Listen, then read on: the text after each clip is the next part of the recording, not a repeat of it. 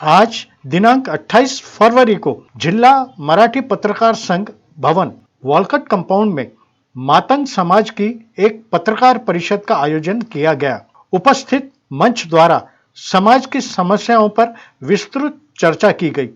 साथ ही भारपूर्वक सूचित किया गया कि आगामी चुनाव में मातंग समाज को नेतृत्व मिलना ही चाहिए, कारण पिछले 75 वर्षों से समाज को केवल आश्वासनों की खैरात ही बांटी जा रही है।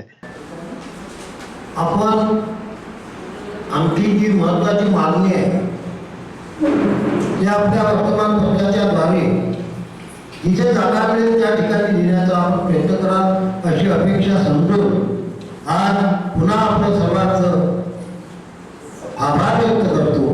आणि अमरावती जिल्हा हा राष्ट्रसंत तुकडोजी महाराज गाडगे बाबा डॉक्टर बाबासाहेब पंजाबराव देशमुख यांच्या पदस्पर्शाने पावन झालेला हा अमरावती जिल्हा। आवाज कम कर। आज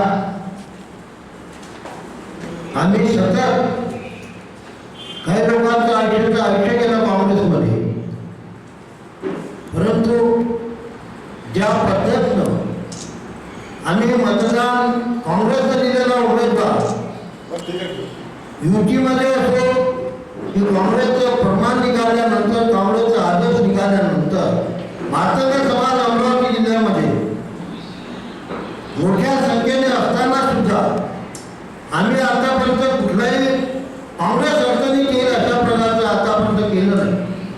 पण आज अनाशय लोकसभा राखीव असल्यामुळे आज आणि काँग्रेस पक्षाचं धोरण असताना या ठिकाणी मातंग समाजाचा उमेदवार प्रखरपणे देण्याची अशा प्रकारची घोषणा सुद्धा झालेली आहे।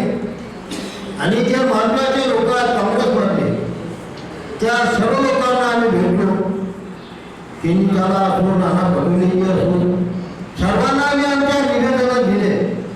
आणि आमची जी महत्त्वाची या जिल्ह्यामध्ये